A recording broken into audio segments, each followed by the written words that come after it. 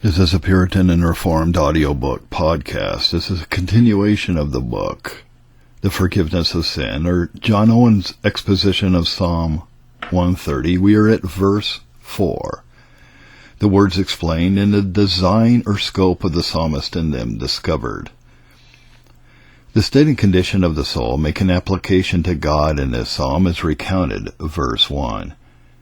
It was in the depths, not only providential depths of trouble, affliction, and perplexities thereon, but also depths of conscience, distress on the account of sin, as in the opening of those words have been declared. The application of the soul to God with restless fervency and earnestness, and that state and condition, its consideration in the first place of the law and the severity of God's justice and a procedure thereon, with the inevitable ruin of all sinners if God insists on that way of dealing with them, have also been opened and manifested from the foregoing verses. Being in this state, perplexed in itself, lost in and under the consideration of God's mark and iniquity, according to the tenor of the law, that which it fixes on, from whence any relief, stay, or supportment might be expected in such a condition is laid down in this verse, verse 4. But there is forgiveness with thee, that thou mayest be feared. I shall first open the words as to their signification and importance, then show the design of the psalmist in them, with reference to the soul whose condition is here represented, and lastly propose the general truths contained in them, in which all our concernments lie. First, it expresses a mind or will of pardoning, or God's gracious readiness to forgive. Psalm 36, verse 5, Thou, Lord, art good and ready to forgive, benign and meek, or sparing, propitious, of a gracious, merciful heart and nature. So Nehemiah 9, verse 17, Thou art a God of propitiations or pardons, or as we have rendered it, ready to forgive, a God of forgivenesses, or all plenty of them is in thy gracious heart, Isaiah 55, 7. So that thou art always ready to make out pardons to sinners. The word is used again in Daniel 9, verse 9, to the same purpose. Secondly, it regards the act of pardoning or actual forgiveness itself.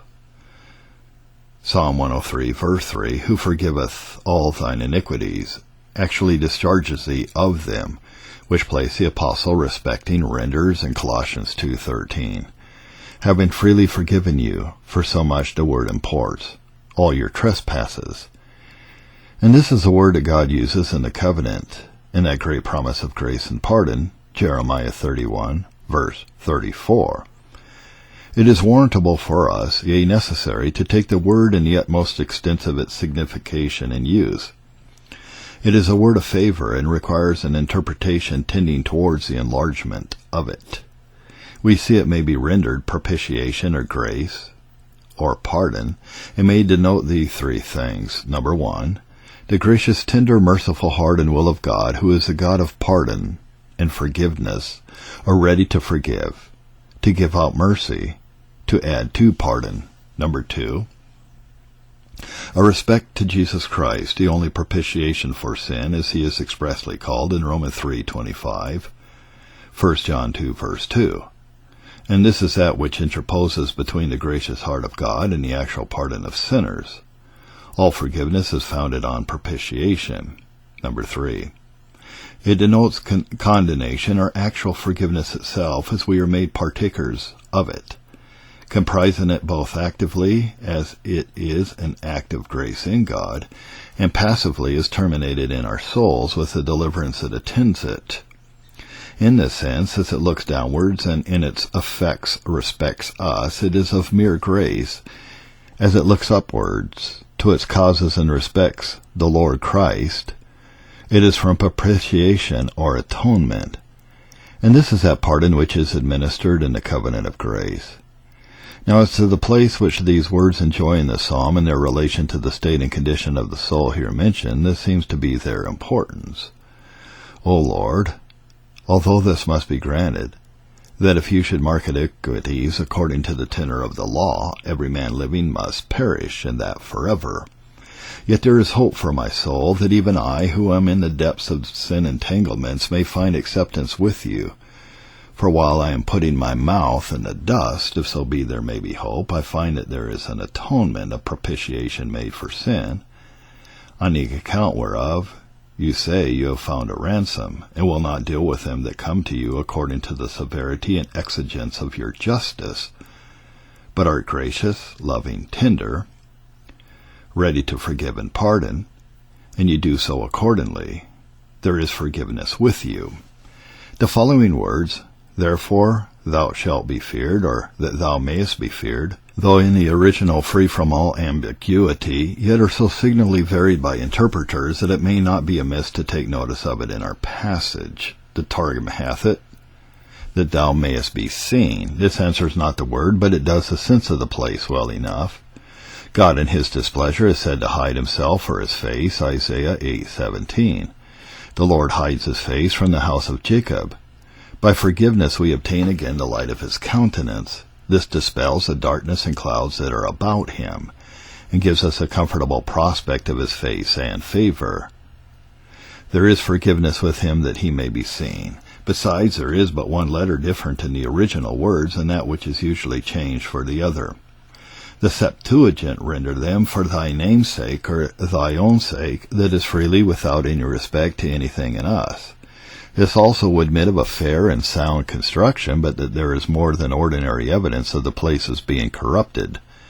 For the vulgar Latin, which as to the Psalms was translated out of the Septuagint, renders these words, propter legem tuam, for thy law's sake.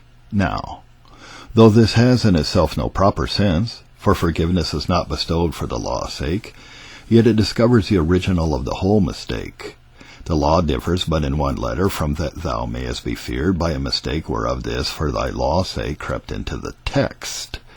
Nor does this anything countenance a corrupt figment of the novelty of the Hebrew vowels and accents, as though this difference might arise from the Septuagint using a copy that had none, that is, before their invention, which might occasion mistakes and differences. For this difference is in a letter as well as in the vowels, and therefore there can be no color for this conceit, unless we say also that they had copies of old with other consonants than those we now enjoy.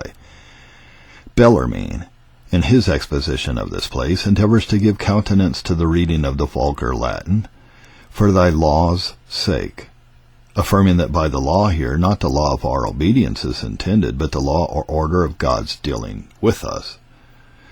That is, his mercy and faithfulness, which is a mere new invention to countenance an old error, which any tolerable ingenuity would have confessed, rather than have justified by so sorry a pretense. For neither is that expression or that word ever used in the sense here by him feigned, nor can it have any such signification. But the words are clear, and their sense is obvious. Therefore thou shalt be feared, or that thou mayest be feared. By the fear of the Lord in the Old Testament, the whole worship of God, moral and instituted, all the obedience which we owe to him, both for matter and manner, is intended. Whatever we are to perform to God, being to be carried on and performed with reverence and godly fear, by a metonymy of the adjunct, that name is given to the whole. That thou mayest be feared, then, is that thou mayest be served, worshipped, that I, who am ready to faint and give over on account of sin, may yet be encouraged to, and yet continue in, that obedience which you require of my hands. And this appears to be the sense of the whole verse, as influenced by and from those foregoing. Although, O Lord, no man can approach to you, stand before you, or walk with you, if you should mark their sins and follies according to the tenor of the law, nor could they serve so great and holy a God as you are, yet because I know from your revelation of it that there is also with you, on the account of Jesus Christ, the propitiation, pardon, and forgiveness, I am encouraged to continue with you, waiting for you, worshipping of you, when without this discovery I should rather choose to have rocks and mountains fall on me to hide me from your presence. But there is forgiveness with you, and therefore you shall be feared. The words being thus opened, we may take a full view in them of the state and condition of the soul expressed in this psalm, and that answering the experiences of all who have had anything to do with God in and about the depths and entanglements of sin. Having in and from his great depths, verse 1, addressed himself with fervent redoubled cries, yea, outcries to God and to him alone for relief, verses 1 and 2. Having also acknowledged his iniquities and considered them according to the tenor of the law, verse 3, he confessed himself to be lost and undone forever on that account, verse 3. But he abides not in a state of self-condemnation and dejection of soul. He doesn't say, there is no hope. God is a jealous God, a holy God. I cannot serve him. His law is a fiery law, which I cannot stand before. So that I, it is good, give over, sit down and perish, is contend any longer.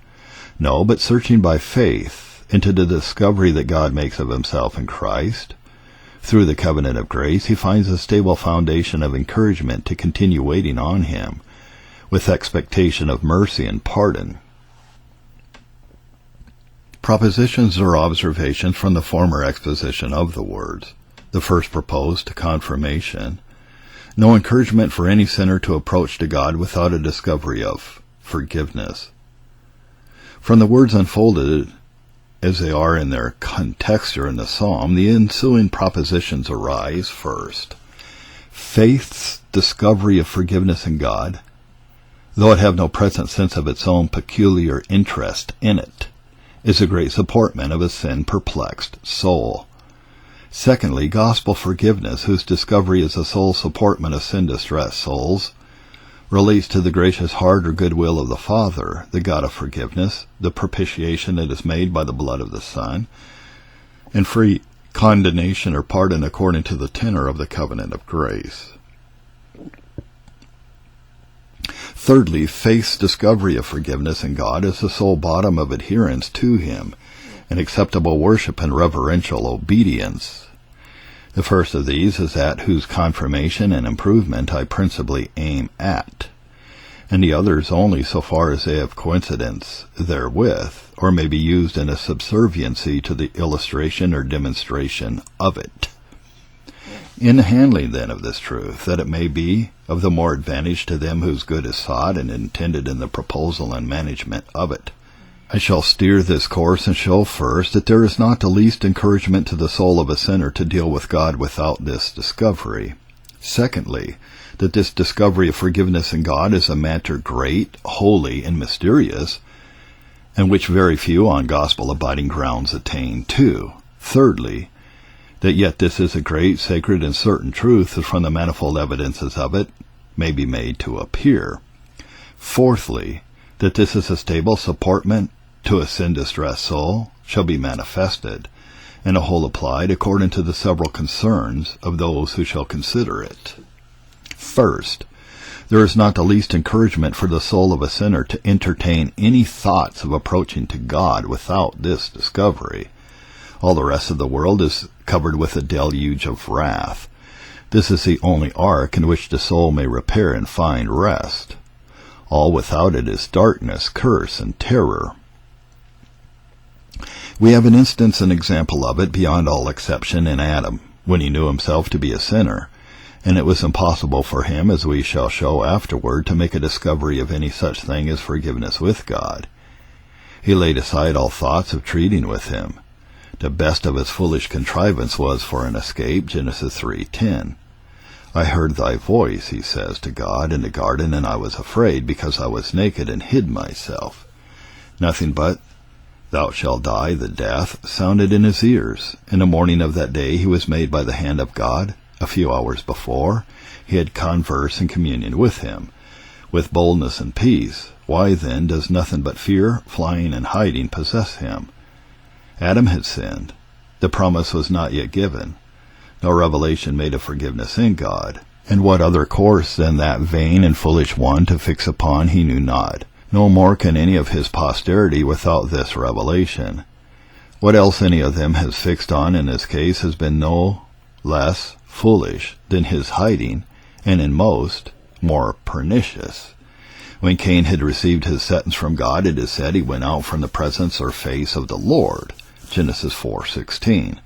From his providential presence he could never subduct himself, so the psalmist informs us at large in Psalm 139, verses 7 and 10. The very heathen knew by the light of nature that guilt could never drive men out of the reach of God. They knew that the vengeance of God would not spare sinners, nor could be avoided. Acts 28:4. From God's gracious presence, which he never enjoyed, he could not depart.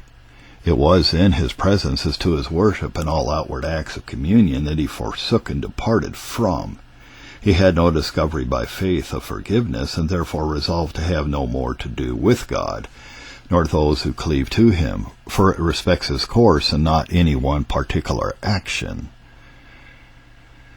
This also is stated in Isaiah 33, verse 14. The sinners in Zion are afraid. Fearfulness is surprised. The hypocrites, who among us shall dwell with the devouring fire, who among us shall dwell with everlasting burnings.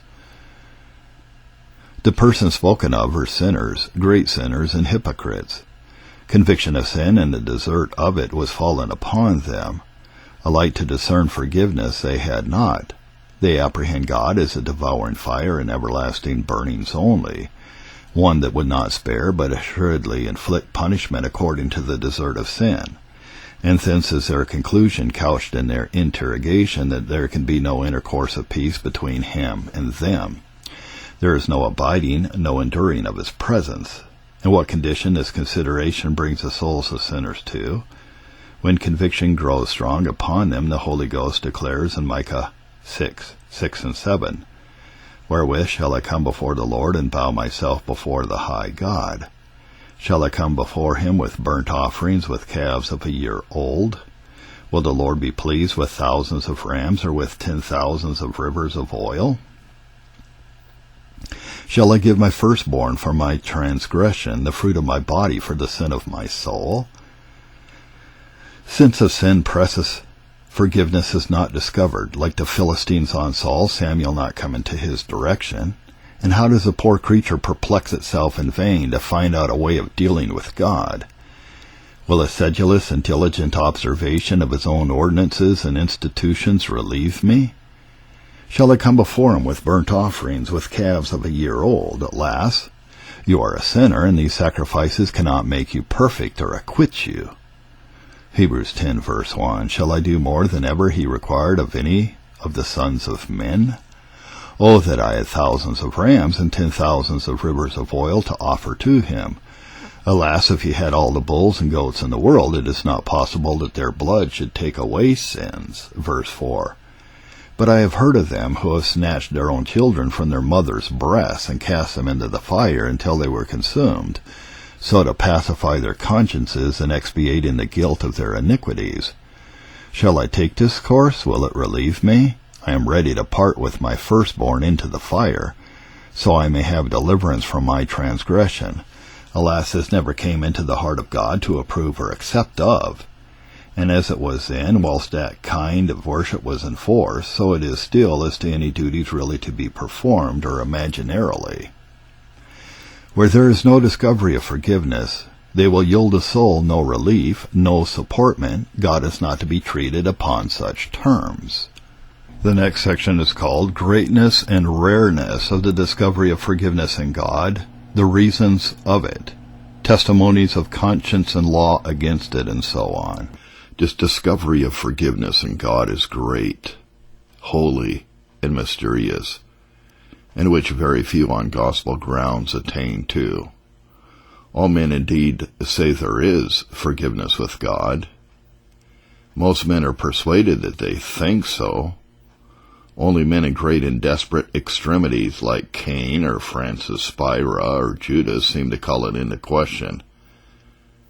But their thoughts are empty, groundless, yea, for the most part wicked and atheistical. Elihu tells us that to declare this a right to a sinful soul, it is a work of a messenger, an interpreter, one among 1,000. Job 33, verse 23. That is indeed of Christ himself.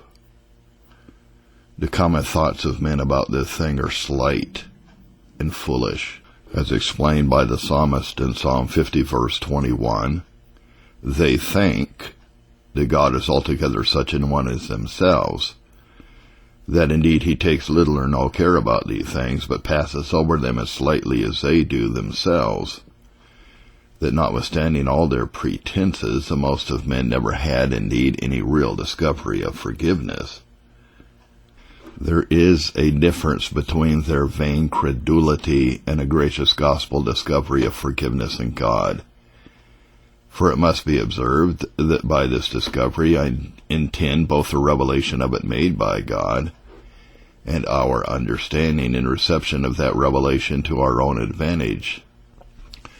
There are reasons for the difficulty intimated, and they consist partly in the hindrances that lie in this way of this discovery, and partly in the nature of the thing itself that is discovered. Before I proceed, somewhat must be premised to show what it is that I particularly intend by a discovery of forgiveness. It may then be considered in two ways. First, for a doctrinal objective discovery of it in its truth. Secondly, an experimental subjective discovery of it in its power. In the first sense, forgiveness in God has been discovered ever since the giving out of the first promise. God revealed it in a word of promise, or it could never have been known. It shall be afterward declared. In this sense, after many lesser degrees and advancements of the light of it, it was fully and gloriously brought forth by the Lord Jesus Christ in his own person, and is now revealed and preached in the gospel, and by them to whom the word of reconciliation is committed, and to declare this as the principal work of the pastors of the gospel. In this lie those unsearchable treasures and riches of Christ, which the apostle esteemed as his chiefest honor and privilege, that he was entrusted with the declaration and dispensation of. Ephesians 3:8 and 9. I know by many gospel forgiveness is despised, by many traduced, whose ignorance and blindness is to be lamented. But the day is coming which will manifest every man's work of what sort it is. In a latter sense, how it is made by faith in the soul, shall in its proper place be further open and made known. Here many men mistake and deceive themselves. Because it is so in the book, they think it is so in them also. Because they have been taught it, they think they believe it. But it is not so. They have not heard this voice of God at any time, nor seen his shape. It has not been revealed to them in its power. To have this done is a great work, for first, the constant voice of conscience lies against it. Conscience, if not seared, inexorably condemns and pronounces wrath and anger upon the soul that has the least guilt cleaving to it. Now it has this advantage. It lies close to the soul, and by importunity and loud speaking it will be heard in what it has to say. It will make the whole soul pay attention, or it will speak like thunder. And its constant voice is that where there is guilt, there must be judgment. Romans 2, verses 14 and 15. Conscience naturally knows nothing of forgiveness. Yea, it is against its very trust, work, and office to hear anything of it. If a man of courage and honesty be entrusted to keep a garrison against an enemy, let one come and tell him that there is peace made between those whom he serves and their enemies, so that he may leave his guard and set open the gates and cease his watchfulness. How wary will he be, lest under this pretense he be betrayed? No, he says, I will keep my hold until I have express order from my superiors. Conscience is entrusted with the power of God in the soul of a sinner, with command to keep all in subjection with reference to the judgment to come. It will not betray its trust in believing every report of peace. No, but this it says, and it speaks in the name of God. Guilt and punishment are inseparable twins. If the soul sin, God will judge, says conscience.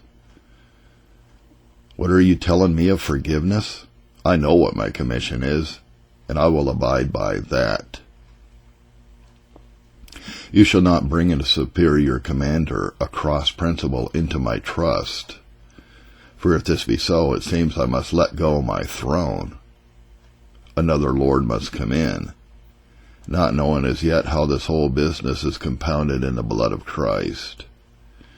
Now whom should a man believe if not his own conscience, which, as it will not flatter him, so it intends not to affright him, but to speak the truth, as the matter requires. Conscience has two works in reference to sin. One to condemn the acts of sin, another to judge the person of the sinner, both with reference to the judgment of God. When forgiveness comes, it would sever in part these employments and take one of them out of the hand of conscience. It would divide the spoil with the strong one. It shall condemn the fact, or every sin, but it shall no more condemn the sinner. The person of the sinner, that shall be freed from its sentence. Here conscience labors with all its might to keep its whole dominion, and to keep out the power of forgiveness from being enthroned in the soul. It will allow men to talk of forgiveness, to hear it preached, though they abuse it every day, but to receive it in its power, that stands up in direct opposition to conscience's dominion. In the kingdom, saith conscience, I will be greater than you. And in many, in the most, it keeps its possession, and will not be deposed. And it isn't an easy work to deal with the conscience. The apostle tells us that all the sacrifices of the law could not do it. Hebrews 10 verse 2. They could not bring a man into that state in which he should have no more conscience of sin. That is, conscience condemning the person, for conscience in a sense of sin and condemnation of it is never to be taken away. And this can be no otherwise done but by the blood of Christ, as the apostle at large there declares. It is then no easy thing to make a discovery of forgiveness to a soul when the work and employment which conscience, upon unquestionable grounds, challenges to itself, lies in opposition to it. Hence is the soul's great desire to establish its own righteousness, in which its natural principles may be preserved in their power. Let self-righteousness be enthroned, and natural conscience desires no more. It is satisfied and pacified. The law it knows, and righteousness it knows, but as for forgiveness, it says, whence is it? To the utmost, until Christ perfects his conquest. There are on this account secret strugglings in the heart against free pardon in the gospel, and fluctuations of mind and spirit about it. Yea, hence are the doubts and fears of believers themselves. They are nothing but the strivings of conscience to keep its whole dominion, to condemn the sinner as well as the sin. More or less it keeps up its pretensions against the gospel while we live in this world. It is a great work that the blood of Christ has to do upon the conscience of a sinner.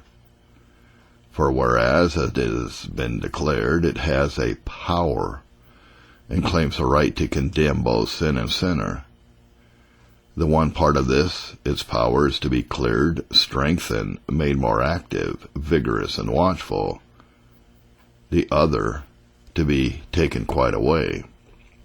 It shall now see more sins than formerly, more of the vileness of all sins than formerly, and condemn them with more abhorrency than ever, upon more and more glorious accounts than formerly.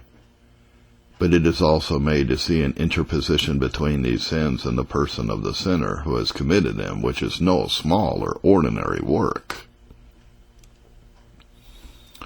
But secondly, the law lies against this discovery. The moral law is a beam of the holiness of God himself. What it speaks to us, it speaks in the name and authority of God, and I shall briefly show concerning it these two things. Number one, that this is the voice of the law, namely, that there is no forgiveness for a sinner. Number two, that a sinner has great reason to give credit to the law in that assertion. First, it is certain that the law knows neither mercy nor forgiveness. The very sanction of it lies wholly against him. The soul that sinneth, it shall die. Cursed is he that continueth not in all things in the book of the law to do them. Deuteronomy 27:26. Galatians 3 verse 10. Hence the apostle pronounces universally without exception that they who are under the law are under the curse. Galatians 3:10.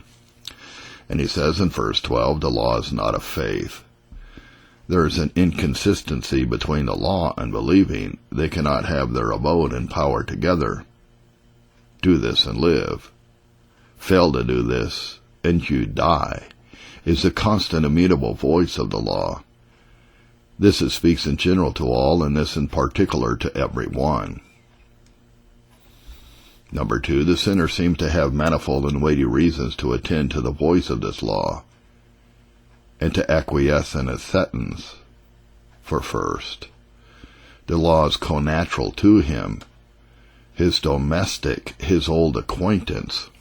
It came into the world with him and has grown up with him from his infancy. It was implanted in his heart by nature, is his own reason. He can never shake it off or part with it.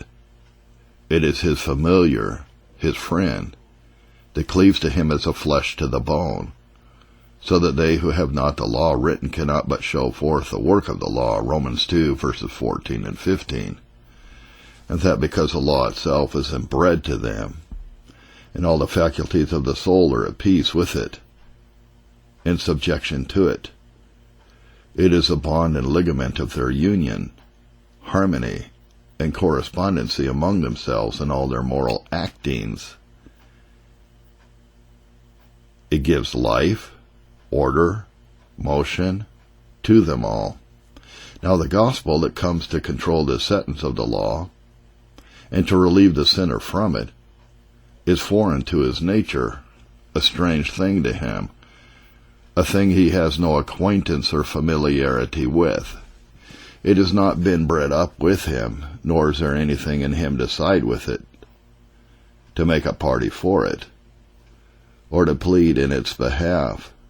Now shall not a man rather believe a domestic, a friend, indeed himself, than a foreigner, a stranger that comes with uncouth principles, and such as suit not its reason at all? 1 Corinthians 1:18. Secondly, the law speaks nothing to a sinner but what his conscience assures him to be true. There is a constant concurrence in the testimony of the law and conscience. When the law says this or that is a sin worthy of death, conscience says it is even so. Romans 1 verse 32. Where the law of itself, as being a general rule, rests, conscience helps it on, and says this and that sin, so worthy of death, is the soul guilty of. Then die, saith the law, as you have deserved. Now this must needs have a mighty efficacy to prevail with the soul to give credit to the report and testimony of the law. It speaks not one word, but what he hath a witness within himself to the truth of. These witnesses always agree, and so it seems to be established for a truth that there is no forgiveness. Number 3, the moral law, though it speak against the soul's interest, yet it speaks nothing but what is so just, righteous, and equal, that it even forces the soul's consent. So Paul tells us that men know the voice of the law to be the judgment of God, Romans 1 verse 32. They know it, and cannot but consent to it, that it is the judgment of God, that is good, righteous, equal, not to be controlled. And indeed, what can be more righteous in its sentence? It commands obedience to the God of life and death, promises a reward, and declares that for non-performance of duty, death will be inflicted. On these terms, a sinner comes into the world. They are good, righteous, holy. The soul accepts of them and knows not what it can desire better or more equal. This the apostle insists upon in chapter 7, verse 12 and 13. Wherefore the law is holy, and the commandment holy and just and good. Was then that which was good made death to me? God forbid. But sin, that it might appear sin, working death in me by that which is good, that sin by the commandment might become exceeding sinful. Wherever the blame falls, the souls cannot but acquit the law and confess that what it says is righteous and uncontrollably equal. And it is fitting that things should be so. Now, though the authority and credit of a witness may go very far in a doubtful matter, when there is a concurrence of more witnesses, it strengthens the testimony. But nothing is so prevalent to beget belief as when the things themselves that are spoken are just and good, not liable to any reasonable exception. And so is it in this case. To the authority of the law and concurrence of conscience, this also is added, the reasonableness and equity of the thing itself proposed, even in the judgment of the sinner, namely that every sin shall be punished, and every transgression receive a meet recompense of reward. Number 4. But yet further, what the law says, it speaks in the name and authority of God. What it says, then, must be believed, or we make God a liar. It doesn't come in its own name, but in the name of Him who appointed it. You will say, then, is it so indeed? Is there no forgiveness with God? For this is the constant voice of the law, which you say speaks in the name and authority of God, and is therefore to be believed. I answer briefly with the apostle, what the law speaks, it speaks to them that are under the law. It does not speak to them that are in Christ, whom the law of the Spirit of life has set free from the law of sin and death. But to them that are under the law it speaks. And it speaks the very truth, and it speaks in the name of God, and its testimony is to be received. It says there is no forgiveness in God, namely to them that are under the law, and they that shall flatter themselves with a contrary persuasion will find themselves woefully mistaken at the great day. On these and the like considerations, I say, there seems to be a great deal of reason why a soul should conclude that it will be according to the testimony of the law, and that he shall not find forgiveness. Law and conscience come together and insinuate themselves into the thoughts, mind, and judgment of a sinner. They strengthen the testimony of one another and greatly prevail. If any are otherwise minded, I leave them to the trial. If ever God awaken their consciences to a thorough performance of their duty, if ever He open their souls and let in the light and power of the law upon them, they will find it no small work to grapple with them. I am sure that eventually they prevail so far that in the preaching of the gospel we have a great cause to say, Lord, who hath believed our report? We come with our report of forgiveness, but who believes it? By whom is it received? Neither does the light, nor conscience, nor conversation of the most allow us to suppose it is embraced. Thirdly, the engrafted notions that are in the minds of men concerning the nature and justice of God lie against this discovery also. They are in all men by nature indelible characters of the holiness and purity of God, of His justice and hatred of sin, of His invariable righteousness in the government of the world, that they can neither depose nor lay aside. For notions of God, whatever they are, will bear sway and roll in the heart when things are put to the trial. They were in the heathens of old. They abode with Him in all their darkness, as might be manifested by innumerable examples. But so it is in all men by nature. Their inward thought is that God is an avenger of sin, that it belongs to his rule and government of the world, his holiness and righteousness, to take care that every sin be punished. This is his judgment, which all men know, as was observed before, Romans 1 verse 32. They know that it is a righteous thing with God to render tribulation unto sinners. From thence is that dread and fear which surprises men in an apprehension of the presence of God, or of anything under him, above them, that may seem to come on his errand. This notion of God's avenging all sin exerts itself secretly but effectually. So Adam trembled and hid himself. And it was the saying of old, I have seen God and shall die. When men are under any dreadful providence, thunderings, lightnings, tempests, in darkness, they tremble, not so much at what they see or hear or feel as from their secret thoughts that God is near, and that he is a consuming fire. Now these inbred notions lie universally against all apprehensions of forgiveness which must be brought into the soul from without doors, having no principle of nature to promote them. It is true, men by nature have presumptions and common engrafted notions of other properties of God besides his holiness and justice, as of his goodness, benignity, love of his creatures, and the like. But all these have the supposition inlaid with them in the souls of men, namely, that all things stand between God and his creatures as they did at their first creation, and as they have no natural notion of forgiveness, so the interposition of sin weakens, disturbs, darkens them, as to any improvement of those apprehensions of goodness and benignity which they have. If they have any notion of forgiveness, it is from some corrupt tradition, and not at all from any universal principle that is inbred in nature, such as are those which they have of God's holiness and vindictive justice. And this is the first ground from whence it appears that a real solid discovery of forgiveness is indeed a great work. Many difficulties and hindrances lie in the way of its accomplishment. False presumptions of forgiveness discovered, and differences between them and evangelical faith.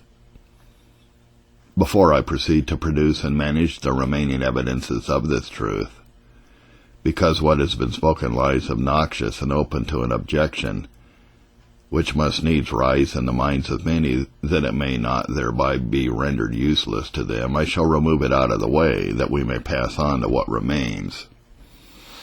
It will then be said, does not all this lie directly contrary to our daily experience? Do you not find all men full enough, most too full of apprehensions of forgiveness with God? What so common is that God is merciful? Are not the consciences and convictions of the most stifled by this apprehension? Can you find a man that is otherwise minded? Is it not a common complaint that men presume on it to their eternal ruin? Certainly, then, that which all men do, which every man can so easily do, and which you cannot keep men off from doing, though it be to their hurt, has no such difficulty in it as is pretended. And on this very account has this weak endeavor to demonstrate this truth been by some laughed to scorn. Men who have taken upon them the teaching of others, but as it seems had need to be taught themselves the very first principles of the oracles of God. Answer. All this, then, I say, is so, and much more to this purpose may be spoken. The folly and presumption of poor souls in this can never be enough lamented. But it is one thing to embrace a cloud, a shadow, another to have the truth in reality. I shall hereafter show the true nature of forgiveness, and wherein it does consist, in which the vanity of the self-deceiving will be discovered and laid open. It will appear in the issue that notwithstanding all their pretensions, the most of men know nothing at all, nor anything to the purpose of that which is under consideration.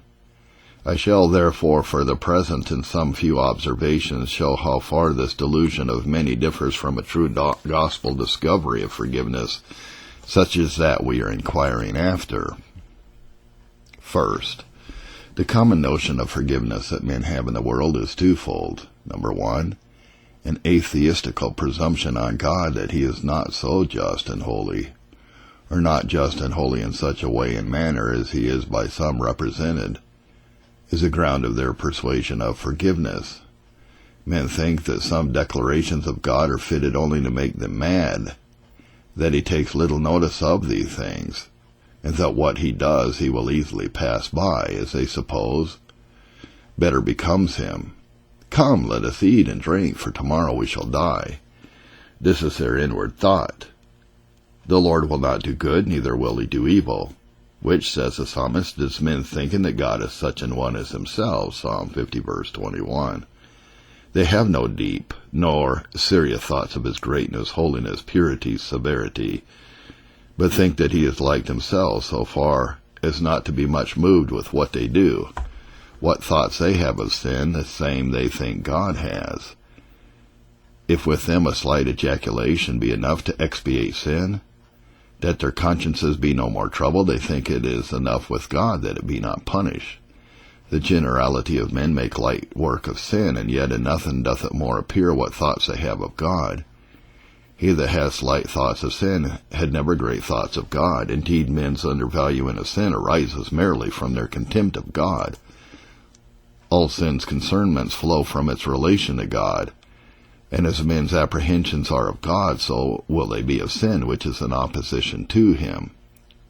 This is the frame of the most of men. They know little of God, and are little troubled about anything that relates to him. God is not reverenced. Sin is but a trifle. Forgiveness a matter of nothing. Whoso will may have it for asking. But shall this atheistical wickedness of the heart of man be called a discovery of forgiveness? Is not this to make God an idol? He who is not acquainted with God's holiness and purity, who knows not sin's desert and sinfulness, knows nothing of forgiveness. Number two, from the doctrine of the gospel commonly preached and made known, there is a general notion begotten in the minds of men that God is ready to forgive. Men, I say, from hence have a doctrinal apprehension of this truth without any real, satisfactory foundation of that apprehension as to themselves. This they have heard. This they have been often told, so they think, and so they resolve to do. A general persuasion hereof spreads itself over all to whom the sound of the gospel comes. It is not fiducially resolved into the gospel, but it is an opinion growing out of the report of it.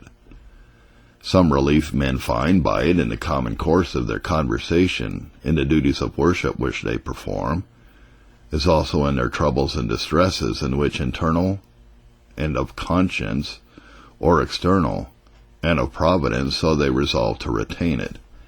And this is that which I shall briefly speak to, and therein manifest the differences between this common prevailing apprehension of forgiveness and faith's discovery of it to the soul and its power. That which we reject is loose and general, not fixed, engrafted, or planted on the mind. So is it always where the minds of men receive things only in their notion and not in their power. It lacks a fixedness and foundation which defects accompany all notions of the mind that are only retained in the memory, not implanted in the judgment. They have general thoughts of it, which they use as occasion serves. They hear that God is a merciful God, and such as they intend to deal with him, for the true bottom, rise, and foundation of it. Upon what account the pure and holy God, who will do no iniquity, the righteous God, whose judgment it is that they that commit sin are worthy of death, should yet pardon iniquity, transgression, and sin, they don't weigh it. They don't consider it, or if they do, it is in a slight and notional way, as they consider the thing itself. They take it for granted, so it is, and are never put seriously upon the inquiry how it comes to be so, and that because indeed they have no real concern in it. How many thousands may we meet with who take it for granted that forgiveness is to be had with God, that never yet had any serious exercise in their souls about the grounds of it, and its consistency with his holiness and justice. But those that know it by faith have a sense of it fixed particularly and distinctly on their minds. They have been put upon an inquiry into the rising grounds of it in Christ, so that on a good and unquestionable foundation they can go to God and say, there is forgiveness with you. They see how and by what means more glory comes to God by forgiveness than by punishing of sin, which is a matter that the other sort of men are not at all solicitous about. If they may escape punishment, whether God have any glory or not, for the most part they are indifferent. Number 2. The first apprehension arises without any trial upon inquiry in the consciences of them in whom it is. They have not, by the power of their convictions and distresses of conscience, been put to make inquiry whether the thing be so or not. It is not a persuasion that they have arrived to in a way of seeking satisfaction to their own souls.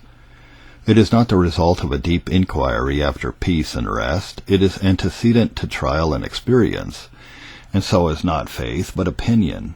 For although faith be not experience, yet it is inseparable from it, as is every practical habit. Distresses in their consciences have been prevented by this opinion, not removed. The reason why the most of men are not troubled about their sins to any purpose is from a persuasion that God is merciful and will pardon, when indeed none can really on a gospel account ordinarily have that persuasion, but those who have been troubled for sin, and that to the purpose. So is it with them that make this discovery by faith. They have had conflicts in their own spirits, and being deprived of peace, have accomplished a diligent search whether forgiveness were to be obtained or not.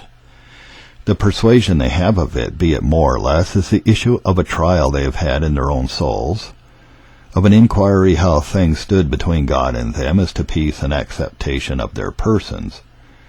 This is a vast difference. The one sort might possibly have had trouble in their consciences about sin, had it not been for their opinion of forgiveness. This has prevented or stifled their convictions, not healed their wounds, which is a work of the gospel, but kept them from being wounded, which is a work of security. Yea, here lies the ruin of the most of them who perish under the preaching of the gospel. They have received the general notion of pardon. It floats in their minds, and presently presents itself to their relief on all occasions. Does God at any time in the dispensation of the word, under an affliction, upon some great sin against their ruling light, begin to deal with their consciences, before their conviction can ripen or come to any perfection? Before it draw nigh to its perfect work, they choke it, and heal their consciences with this notion of pardon. Many a man between the assembly and his dwelling house is thus cured. You may see them go away shaking their heads and striking on their breasts, and before they come home be as whole as ever. Well, God is merciful. There is pardon, has wrought the cure. The other sort have obtained their persuasion as a result of the discovery of Christ in the gospel upon a full conviction. Trials they have had, and this is the issue. Number 3. The one which we reject works no love to God, no delight in him, no reverence of him, but rather a contempt and commonness of spirit in dealing with him. There are none in the world that deal worse with God than those who have an ungrounded persuasion of forgiveness. And if they do fear him or love him or obey him in anything more or less, it is on other motives and considerations, which will not render anything they do acceptable, and not at all on this. As he is good to the creation, they may love. As he is great and powerful, they may fear him. But sense of pardon, as to any such ends or purposes, has no power upon them. Carnal boldness, formality, and despising of God are the common issues of such a notion and persuasion. Indeed, this is a generation of great sinners in the world, men who have a general apprehension, but not a sense of the special power of pardon. Openly or secretly, in fleshly or spiritual sins, are the great sinners among men. Where faith makes a discovery of forgiveness, all things are otherwise. Great love, fear, and reverence of God are its attendants. Mary Magdalene loved much because much was forgiven. Great love will spring out of great forgiveness. There is forgiveness with thee, saith the psalmist, that thou mayest be feared. No unbeliever does truly and experimentally know the truth of this inference. But so it is with men. Fear the Lord and his goodness, Hosea 3:5. I say then, where pardoning mercy is truly apprehended, where faith makes a discovery of it to the soul, it is endeared to God and possessed of the great springs of love, delight, fear, and reverence. Number 4. This notional apprehension of the pardon of sin begets no serious, thorough hatred and detestation of sin, nor is prevalent to a relinquishment of it. Nay, it rather secretly insinuates into the soul encouragements to a continuance in it. It is the nature of it to lessen and extenuate sin, and to support the soul against its convictions. So Jude tells us that some turn the grace of God into lasciviousness, verse 4. And he says, they are ungodly men. Let them profess what they will, they are ungodly men. But how can they turn the grace of our God into lasciviousness? Is grace capable of a conversion into lust or sin? Will what was once grace ever become wantonness? It is objective, not subjective grace. The doctrine, not the real substance of grace, it is intended. The doctrine of forgiveness is this grace of God which may be thus abused. From hence do men who have only a general notion of it habitually draw secret encouragements to sin and folly. Paul also lets us know that carnal men come into a doctrinal acquaintance with gospel grace are very apt to make such conclusions, Romans 6, verse 1. And it will appear at the last day how unspeakably this glorious grace has been perverted in the world. It would be well for many if they had never heard the name of forgiveness. It is otherwise where this revelation is received, indeed, in the soul by believing, Romans 6:14. Our being under grace, under the power of the belief of forgiveness, is our great preservative from our being under the power of sin. Faith of forgiveness is the principle of gospel obedience, Titus 2:11 and 12. Number 5. The general notion of forgiveness brings with it no sweetness, no rest to the soul. Flashes of joy it may, abiding rest it does not. The truth of the doctrine fluctuates to and fro in the minds of those that have it, but their wills and affections have no solid delight nor rest by it. Hence, notwithstanding all that profession that is made in the world of forgiveness, the most of men ultimately resolve their peace and comfort to themselves, as their apprehensions are of their own doing, good or evil, according to their ruling light, whatever it be, so as to peace and rest are they secretly tossed up and down. Every one in his several way pleases himself with what he does in answer to his own convictions, and is disquieted as to his state and condition, according as he seems to himself to come short of it. To make a full life of contention upon pardon, they know not how to do it. One duty yields them more true repose than many thoughts of forgiveness. But faith finds sweetness and rest in it, being thereby apprehended. It is the only harbor of the soul. It leads a man to God as good, to Christ as rest. Fading, evented joys do oftentimes attend the one, but solid delight with constant obedience are the fruits only of the other. Number 6. Those who have the former only take up their persuasion on false grounds, though the thing itself be true, and they cannot but use it to false ends and purposes, besides its natural and genuine tendency. For their grounds it will be discovered when I come to treat of the true nature of gospel forgiveness. For the end it is used generally only to fill up what is wanting. Self-righteousness is their bottom, and when that is too short or narrow to cover them, they piece it out by forgiveness. Where conscience accuses, they must supply the defect. Faith lays it on its proper foundation, of which afterwards also, and it uses it to its proper end, namely, to be the sole and only ground of our acceptance with God. That is the proper use of forgiveness, that all may be of grace, for when the foundation is pardon, the whole superstructure must needs be grace. From what has been spoken, it is evident that notwithstanding the pretenses to the contrary, insinuated in the objection now removed, it is a great thing to have gospel forgiveness discovered to a soul in a saving manner. This is a Puritan Reformed audiobook podcast. In the next reading, we're going to discuss the true nature of gospel forgiveness and its relation to the goodness, grace, and will of God, to the blood of Christ, to the promise of the gospel.